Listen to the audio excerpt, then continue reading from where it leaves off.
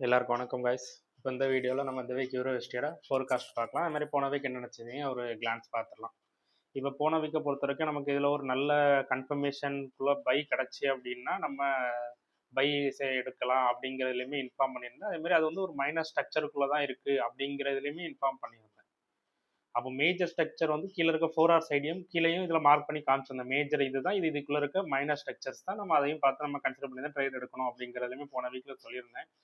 அதே மாதிரி மார்க்கெட் வந்து ஒரு மைனர் ஐடிஎம் மார்க்கெட் வந்து எடுத்திருந்து அதே மாதிரி ரீடெஸ்ட் வரச்சுல இந்த இடத்துக்கு ரீடெஸ்ட் வரும்போது நல்ல கன்ஃபர்மேஷன் பார்த்து தான் ட்ரேட் எடுக்கணும் அப்படிங்கிறதுலையும் சொல்லியிருந்தேன். அதுவும் 4 hours கன்ஃபர்மேஷன் பார்த்து தான் ட்ரேட் எடுக்கணும் அப்படிங்கிறதுலையும் போன வீக்கில் வீடியோவில் சொல்லியிருந்தேன். அது மாதிரி எனக்கு இதில் 4 hours கன்ஃபர்மேஷன் எதுவுமே கிடைக்கலன்னு அந்த இடத்துல ட்ரேட் எடுக்கல. அப்போ 4 hours கன்ஃபர்மேஷன் என்ன அப்படின்னா, இப்போ ஒரு என்கெல்ஃபிங் வருது, ஒரு என்கெல்ஃபிங் நம்ம பார்க்கணும். ஒரு 4 hours 1 hours நம்ம என்கெல்ஃபிங் பார்க்கணும். அப்போ அந்த என்கெல்ஃபிங் எப்படி இருக்கணும் அப்படின்னா, ஒரு கேண்டிலுக்கு வந்து ஃபுல்லாகவே பையர்ஸ் வந்து டாமினேஷன், ஒரு செல்லர் கேண்டிலை விட பையர் கேண்டில் ஃபுல்லாகவே டாமினேஷனில் இருக்கணும். இதே மாதிரி ஒரு சின்ன விக்கு விட்டுட்டு கீழே இறங்கக்கூடாது. நான் பாருங்க, இப்போ இது வந்து செல்லர்ஸ் கேண்டில், இதா இந்த இந்த இது கேண்டில் இப்போ மார்க் பண்ணுற யாரோ வந்து இது வந்து செல்லிங் கேண்டில். இப்போ இந்த கேண்டிலுக்கு வந்து ஃபுல்லாகவே நமக்கு ஃபுல்லாகவே எடுத்திருக்கணும். பையர்ஸ் வந்து இந்த ப்ரைஸை விட நாங்கள் பையர்ஸ் டாமினேஷனில் இருக்கோம், நாங்களுக்கு வாங்குறதுக்கு ரெடியாக இருக்காங்க அப்படிங்கிற இதில் அவங்க காமிச்சிருந்தா மட்டும்தான் இது வந்து ஒரு என்கெல்ஃபிங்காக ஆக்ட் ஆகும். இல்லை இது ஒரு சின்ன விக்கு மாதிரி விட்டுட்டு மறுபடியும் கீழே க்ளோசிங் ப்ரைஸை ஓப்பனிங் ப்ரைஸ் மாதிரி அந்த கரெக்டாக அந்த ஃபுல் செல்லர்ஸ் கேண்டிலை விட மார்க்கெட் வந்து கீழே க்ளோஸ் வச்சுருப்பாங்க. இப்போ செல்லர் கேண்டில் வந்து ஒரு ப்ரைஸ் வந்து அரௌண்ட் இந்த ரேஞ்சில் இருக்காங்க, அரௌண்ட் 1601 901 இருக்காங்க அப்படின்னா அதையும் தாண்டி வந்து பையர்ஸ் வந்து ப்ரைஸை வந்து க்ளோஸ் பண்ணணும். அப்படி க்ளோஸ் பண்ணால் மட்டும்தான் அந்த கேண்டில் வந்து நம்ம என்கெல்ஃபிங்காக நம்ம கன்சிடர் பண்ண முடியும். ஒரு சின்ன விக் விட்டுட்டு ரிட்டர்ன் அந்த ப்ரைஸை விட கீழே க்ளோஸ் வச்சுட்டாங்க அப்படின்னா அது ஒரு என்கெல்ஃபிங் கிடையாது, ஒரு சின்ன ரிஜெக்ஷன் கேண்டில். அப்போ மார்க்கெட் வந்து மேபி அந்த ஒரு ரீடெஸ்ட் வரவே இல்லை, ஒரு குறிப்பிட்ட டிஸ்டன்ஸ் வர போய்கிட்டு, கரெக்டாக எந்த டிஸ்டன்ஸுங்கிறது நம்ம ப்ரெடிக்ட் பண்ண முடியாது, ஆனால் ஒரு குறிப்பிட்ட டிஸ்டன்ஸ் வர போய்கிட்டு மார்க்கெட் வந்து ரிவர்ஸ் ஆகிறதுக்கும் சான்சஸ் இருக்கு அப்படிங்கிற இதுதான் அந்த ரிஜெக்ஷன் கேண்டில். இந்த ரிஜெக்ஷன் கேண்டில் வந்து நான் உங்களுக்கு யாருக்குமே சொல்லணும்னு இருந்தேன், ஆனால் இந்த இதில் நான் உங்களுக்கு கன்ஃபர்மேஷன் எனக்கு கிடைக்கலன்னு ட்ரேட் எடுக்கல. அதனால் இந்த ரிஜெக்ஷன் கேண்டில் எனக்குமே கொஞ்சம் நோட் பண்ணிக்கிடுங்க. அது மாதிரி அடுத்த என்கெல்ஃபிங் பார்க்கறதுல கண்டிப்பாக அந்த ரிஜெக்ஷன் இருக்காங்கிறத பார்த்தா என்கெல்ஃபிங் நம்ம பார்க்கணும். இப்போ அரௌண்ட் அதே மாதிரி மார்க்கெட் வந்து இந்த இடத்துல மார்க்கெட் ரிஜெக்ஷன் கேண்டில் கொடுத்துருக்காங்க. அப்போ மேபி மார்க்கெட் கண்டிப்பாக இந்த ப்ரைஸை தாண்டி கீழே வரப்போகுதுங்கிறது தெரியும், ஆனால் எப்போ வரும் எவ்வளோ டிஸ்டன்ஸ் போகுங்கிறத நம்ம கெஸ் பண்ண முடியாது, அது மாதிரி நம்ம ப்ரெடிக்டும் பண்ண முடியாது. ஒரு குறிப்பிட்ட டிஸ்டன்ஸ் வர அது போகலாம். அப்போ அது எவ்வளோ தூரம் போகலாம்னு பார்த்தீங்கன்னா, அதே மாதிரி இந்த சைடு அன்னைக்கு நான் பார்க்கும்போது இந்த சைடு ஃபுல்லாகவே 4 hours ரிஜெக்ஷன் தான். அரௌண்ட் இந்த இது இந்த இதை நல்லா வாட்ச் பண்ணிங்கன்னா 4 hours ஃபுல்லாகவே ரிஜெக்ஷன் தான். அப்போ நான் இந்த ரிஜெக்ஷனில் வெயிட் பண்ணிக்கிட்டே இருந்தேன், சரி ஏதாவது ஒரு நல்ல கன்ஃபர்மேஷன் கிடைக்குமா அப்படின்ட்டு ஒரு ட்ரேடை வந்து இந்த இடத்துல பிளேஸ் பண்ணேன். அரௌண்ட் இந்த ரேஞ்ச் இதில் ஒரு ரிஜெக்ஷன் கிடச்சி, சரி இந்த இடத்துல நம்ம ஒரு ட்ரேட் பிளேஸ் பண்ணுவோம் அப்படின்ட்டு நான் பிளேஸ் பண்ணேன். ஆனால் நான் பண்ண தப்பு என்னன்னா, அந்த ஸ்டாப் லாஸை இங்கே வைக்காம இதில் கொண்டு வச்சுட்டேன். அது கரெக்டாக என் ஸ்டாப் லாஸ் அடிச்சுட்டு கீழே டார்கெட் வந்து ஹிட் ஆன மாதிரி போன வீக்கில் அது நடந்துச்சு. அதே மாதிரி இன்னொரு கொஞ்சம் வெயிட் பண்ணியிருந்தா கூட இதில் இன்னொரு என்கெல்ஃபிங் இதில் வந்திருந்தது அரௌண்ட் இந்த கேண்டில். இது ஒரு பியூர் என்கெல்ஃபிங் கேண்டில், இதுதான் என்கெல்ஃபிங் பாருங்க. அதுக்கு முந்தின கேண்டில் பாருங்க, பையர்ஸை விட செல்லர்ஸ் ரொம்ப ஸ்ட்ராங்காக இருக்காங்க அப்படிங்க ஓப்பனிங் பையர்ஸோட கேண்டில். இப்போ பையர்ஸ் கேண்டில் எடுத்தீங்கன்னா அதோட ஓப்பனிங் ப்ரைஸ்லேருந்து க்ளோசிங் ப்ரைஸை விட ஃபுல்லாகவே செல்லர்ஸ் டாமினேஷனில் இருக்கும், செல்லர்ஸ் நாங்கள் ரொம்ப பவராக இருக்கோம் அப்படிங்கிற காமிக்கிறது தான் இதுதான் என்கெல்ஃபிங். அப்போ இதை பார்த்தா நம்ம ட்ரேட் எடுக்கணும், இதை பார்த்து நம்ம ட்ரேட் இதுதான் ஒரிஜினல் என்கெல்ஃபிங். இப்போ இதுலேயே ஒரு சின்ன விக் விட்டுட்டு ரிஜெக்ஷன் ஆனால் கூட மார்க்கெட் இன்னும் கொஞ்சம் மேலே போகும். அப்போ அது வந்து நம்ம ஒரு என்கெல்ஃபிங்காக நம்ம கன்சிடர் பண்ண முடியாது. அப்போ நம்ம இந்த ரெண்டு இதுலையுமே என்கெல்ஃபிங்னா என்ன, அதே மாதிரி ரிஜெக்ஷன் கேண்டில்னா என்ன அப்படிங்கிறதையும் நம்ம பார்க்கணும். பெரும்பாலும் இப்போ இதில் வந்து ஸ்ட்ரக்சர் ஷிஃப்ட் நடந்துச்சு. அப்போ ஸ்ட்ரக்சர் ஷிஃப்ட் நடந்தாலும் கூட இப்போ இந்த இடத்துல மார்க்கெட் வந்து ஒரு சின்ன ஸ்ட்ரக்சர் ஷிஃப்ட் நடந்துச்சு. சரி அப்போ மேபி கண்டிப்பாக இந்த ரீடெஸ்ட்டில் நமக்கு ஒரு நல்ல என்கெல்ஃபிங் கொடுத்துனா பை பண்ணலாம் அப்படிங்கிறத தான் நானும் வெயிட் பண்ணேன், எல்லாருமே வெயிட் பண்ணியிருப்போம். ஆனால் இந்த இடத்துல எனக்கு அந்த ரிஜெக்ஷன் கேண்டில் வந்த உடனே பையிங் கொடுக்கறதுக்கு எனக்கு ரொம்ப யோசனையாக இருந்துச்சு.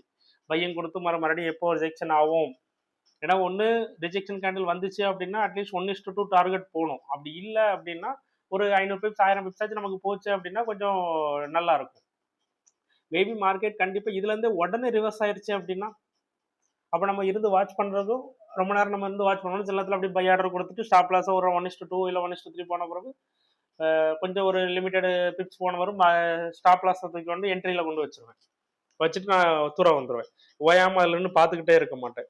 அதேமாரி சப்போஸ் இது எப்போ ரிவர்ஸ் ஆகும் அப்படிங்கிறது நமக்கு தெரியாது அப்படிங்கிறதுக்காக நான் அந்த இடத்துல ஒரு பை சினாரியோ கூட நான் அந்த இடத்துல கொடுக்கல. சரி இருக்கட்டும், நீ மார்க்கெட் ரிஜெக்ஷன் கொடுத்துருக்கு, இன்னைக்கு கண்டிப்பாக அதை க்ளோஸ் பண்ணிட்டு நம்ம அடுத்தது ஒரு நல்ல பை செல்ல பார்த்து கொடுத்துக்கலாம் அப்படின்னு இந்த இடத்துல வெயிட் பண்ணேன். ஆனால் அந்த இடத்துல வெயிட் பண்ண ஸ்டாப் லாஸை வச்ச இடம் தப்புனோன்னா கரெக்டாக அதில் ஸ்டாப் லாஸ் அடிச்சுட்டு கீழே டார்கெட் அந்த மாதிரி இதாச்சு. அதே மாதிரி இப்போ மார்க்கெட் வந்து இப்போ ஏற்கனவே போன வீக்ல இது அவ்வளோ நடந்துச்சு. இனி இந்த வீக்ல மார்க்கெட் எப்படி இருக்கும் அப்படிங்கிறதையும் ஓவரால் வியூ பார்த்துக்கலாம். அது மாதிரி போன வீக்லேயே சொல்லியிருந்தேன், இதுதான் ஒரு மேஜர் 4 ஹவர்ஸ் ஐடியம். அப்போ அந்த ஐடியாவும் மார்க்கெட் எடுத்தோன்னே கரெக்டாக இந்த இம்பல்ஸுக்கு ஒரு ரீகரெக்ஷன் மார்க்கெட் இப்போ வந்திருக்கு அரவுண்ட் த ரேஞ்ச். இந்த இம்பல்ஸுக்கு மார்க்கெட் ஒரு சின்ன ரீகரெக்ஷன் வந்திருக்கு. இப்போ ஏன் இதை ரீகரெக்ஷன் அப்படி சொல்கிறேன் அப்படின்னா, இங்கே வந்து 4 ஹவர் மேஜர் 4 ஹவர் ஸ்ட்ரக்சரோட ரீடெஸ்ட் ஏரியாவை அது பிரேக் பண்ணியிருக்கு. அப்போ மேபி மார்க்கெட் கண்டிப்பாக எக்ஸ்ட்ரீம் மேலே போகிறதுக்கும் ஒரு சான்சஸ் இருக்குது. அதனால இந்த இம்பல்ஸுக்கு ஒரு ரீகரெக்ஷன் அப்படிங்கிறத நான் உங்களுக்கு சொல்கிறேன். அப்படி இல்லை, இது நம்ம 4 ஹவர்ஸ் கேண்டிலே மேலே ஃபுல்லாக ரிஜெக்ஷன் நடக்குது, மேலே 4 ஹவர்ஸ் கேண்டில் க்ளோஸ் வைக்கலாம் அப்படின்னா நம்ம இதுலேருந்தே ஒரு செல் பார்த்துட்டு அடுத்த டார்கெட்டை கீழே எக்ஸ்ட்ரீம் வரைக்கும் கூட நம்ம வச்சுக்கலாம். அந்த சினாரியோ அது நடக்கல அப்படின்னா கண்டிப்பாக நம்ம இந்த சினாரியோ நம்ம ட்ரை பண்ணலாம். ஆனால் மேபி 4 ஹவர்ஸ் கேண்டில் மேலே க்ளோஸ் பண்ணியிருக்காங்க அப்படின்னாலும் மேபி கண்டிப்பாக மார்க்கெட் வந்து மேலே போகிறதுக்கும் சான்சஸ் இருக்குது அப்படிங்கிறதுலையுமே சொல்ல ஒரு கன்ஃபார்ம் பண்ணுறதுக்காண்டி ஒரு ரீகரெக்ஷன் அப்படிங்கிற இதை சொல்கிறேன். அதே மாதிரி இனி ரீடெஸ்ட் ஏரியா மார்க்கெட் வந்து இந்த ரீடெஸ்ட் ஏரியாவில் இருக்குது. இப்போ அடுத்த மார்க்கெட் மூவ் எப்படி இருக்கும்னு பார்த்தா நம்ம இதுக்குன்னு என்ன சொல்லியிருக்கேன், மேஜர் ஸ்ட்ரக்சர் பார்க்கணும்னு சொல்லி. அப்போ மேஜர் ஸ்ட்ரக்சர்னு பார்த்தா அடுத்த ஸ்ட்ரக்சர் இங்கே தான் இருக்குது. அப்போ இங்கேருந்து மார்க்கெட் இப்படி வந்து நிற்கு. அப்போ மேஜராக பார்த்தா அப்போ அடுத்த இந்த ப்ரைஸை அரௌண்ட் 1807 இந்த வேல்யூவை மார்க்கெட் வந்து எடுக்கணும். இந்த மார்க்கெட் அரௌண்ட் 1832 இந்த வேல்யூவை மார்க்கெட் வந்து ஒரு மார்க்கெட் வந்து இதை க்ளோஸ் 4 ஹவர்ஸ் கேண்டில் இதை க்ளோஸ் பண்ண போது ஒரு ரீடெஸ்ட்டை பார்த்து அதுக்கு பிறகு நம்ம பை கொடுக்க போகிறோம். அப்போ அது வரைக்கும் கண்டிப்பாக நம்ம ட்ரேட் எடுக்க வேண்டிய அவசியம் இல்லை. பெரும்பாலும் அந்த வரைக்கும் ட்ரேட் எடுக்க முடியும். இந்த செட்டப் நடந்துச்சுன்னா தான் ட்ரேடு, இல்லைன்னா ட்ரேடு கிடையாது. ட்ரேட் செட்டப்பே தேவையில்லை. ட்ரேட் செட்டப் காண்டி வெயிட் தான் நம்ம தர இருக்க மார்ஜினை நம்ம க்ளோஸ் பண்ணக்கூடாது. அதே மாதிரி இது ரொம்ப லாங்காக இருக்குது, மார்க்கெட் கண்டிப்பாக வளர்த்துறோம் போயிட்டு கண்டிப்பாக ஒரு ரீடெஸ்ட் கொடுக்குமா அப்படின்னு கேட்டால் சில டைமில் டவுட்டாக இருக்கும். அப்படி இல்லைன்னா இதுலேயே ஒரு சின்ன மைனஸ் ஸ்ட்ரக்சர் கூட ஃபார்ம் பண்ணலாம். 4 ஹவர்ஸ் ஒரு மைனஸ் ஸ்ட்ரக்சர் ஃபார்ம் பண்ணி ரிட்டன் இதுலேருந்து மார்க்கெட் எடுத்து கூட ஒரு சின்ன ரீடெஸ்ட் கூட மார்க்கெட் இப்படி கூட அவங்க எடுத்துகிட்டு போகலாம். இது கூட இருக்க பாசிபிள் இருக்குது. இல்லை அப்படின்னா இன்னொரு தியரியும் பண்ணுவாங்க. இன்னொரு தியரி என்ன பண்ணுவாங்க, இப்போ ஒரு செட்டப் இப்படி நடக்க வாய்ப்பு இருக்குது. இந்த ரீடெஸ்ட் அதுக்குள்ளேயே ஒரு சின்ன மைனஸ் ஸ்ட்ரக்சர் ஃபார்ம் பண்ணிட்டு ரிட்டன் அதை பிரேக் பண்ணி ரிட்டன் அதுலேருந்து ஒரு ரீடெஸ்ட்லேருந்து மார்க்கெட் மேலே எடுத்துகிட்டு போகிறதுக்கு ஒரு சான்சஸ் இருக்குது. இல்லை அப்படின்னா இந்த 4 ஹவர்ஸ் ரீடெஸ்ட் ஏரியாவை பிரேக் பண்ணிட்டு அடுத்து இதில் ஒரு ஸ்ட்ரக்சர் ஃபார்ம் பண்ணிட்டு இப்படி கூட வந்துட்டு ரிட்டன் இதுல இருந்து கூட மேலே எடுத்துட்டு போகிறதுக்கு சான்சஸ் இருக்கு. இப்படி கூட அந்த செட்டப் நடக்கலாம். அப்போ 2 விதமாகவும் செட்டப் நடக்கலாம். அப்போ நம்ம ட்ரேட் எப்போ எடுக்கணும், செட்டப் எப்படினாலும் இருக்குது பிரச்சனை. இப்போ நம்மளோட தியரி வந்து மார்க்கெட் ஸ்ட்ரக்சர் ஃபார்மேஷன்ல வருதா, அப்போ அந்த ஸ்ட்ரக்சர் பிரேக் ஆன பிறகு ஒரு ரீடெஸ்ட்டை பார்த்து கேண்டில் கன்ஃபர்மேஷன் நல்ல என்கல்ஃபிங் பார்த்து தான் ட்ரேட் எடுக்கணும். போய் 1 ஹவரோ 15 மினிட்ஸோ பார்த்து போய் ட்ரேட் எடுக்கக்கூடாது. எடுத்தால் நமக்கு ஸ்டாப் லாஸ் தான் அடிக்கிறோம். அதனால 4 ஹவர்ஸ் பாருங்க, கொஞ்சம் கன்ஃபர்மேஷன் நல்லா இருக்கு. அந்த இடத்துல 4 ஹவர்ஸ் என்கல்ஃபிங் கிடைச்ச பிறகு நம்ம அதுல இருந்து ஒரு பை சினாரியோ எடுத்து ஸ்டாப் லாஸ் அதுக்கு கீழே வச்சுட்டா கூட சேஃப் தான். அதுலயே நம்ம ட்ரேட் எடுக்கலாம். அது மாதிரி இப்போ இதுல இருந்து ஒரு சின்ன சப்ளை ஜோனும் இருக்கு, டிமாண்ட் ஜோனும் இருக்கு அரௌண்ட் இந்த ரேஞ்சில். மேபி இந்த இடத்துல கூட மார்க்கெட் வந்துட்டு ரிட்டர்ன் கூட மேலே போகிறதுக்கும் சான்சஸ் இருக்குது. அதே மாதிரி இதில் டபுள்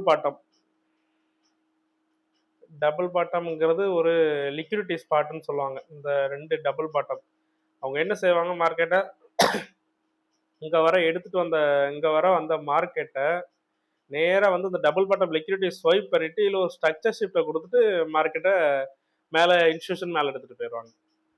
அது ஏன் இந்த இடத்துல டபுள் பாட்டம்னா, இந்த இடத்துல ரிஜெக்ஷன்ஸ் நிறையா இருந்தோம்னா அப்போ இன்ஸ்டியூஷன் இதுக்கு கீழே ஆர்டர்ஸ் வந்து அரௌண்ட் இந்த ரேஞ்சில் இன்ஸ்டியூஷன் எங்கேயோ அவங்களோட ஹியூஜ் ஆர்டர் இதில் பிளேஸ் பண்ணி வச்சிருக்காங்க. கிட்டத்தட்ட நம்ம இது ஒரு ஆர்டர் பிளாக் கூட நம்ம கன்சிடர் பண்ணிக்கலாம். ஏன்னா double bottom swipe plus structure shift இந்த இடம் ரொம்ப பவர்ஃபுல்லாக ஒர்க் ஆகும். அப்படி நடந்துச்சுன்னா அந்த இடத்துக்கு மார்க்கெட் வந்து ரிட்டர்ன் ஒரு ஸ்விங் மேலே போகுது அப்படின்னா இந்த இடம் ரொம்ப பவர்ஃபுல்லாக ஒர்க் ஆகும். இந்த ஏன்னா கீழே டபுள் பாட்டமும் இதில் ஒரு ஆர்டர் பிளாக் கண்டிப்பாக மார்க்கெட் கண்டிப்பாக இந்த லிக்விடிட்டியை ஸ்வைப் பண்ணுறதுக்காக கீழே வந்துட்டு ஒரு சின்ன ஸ்ட்ரக்சர் ஷிஃப்ட் கண்டிப்பாக கொடுக்கணும்.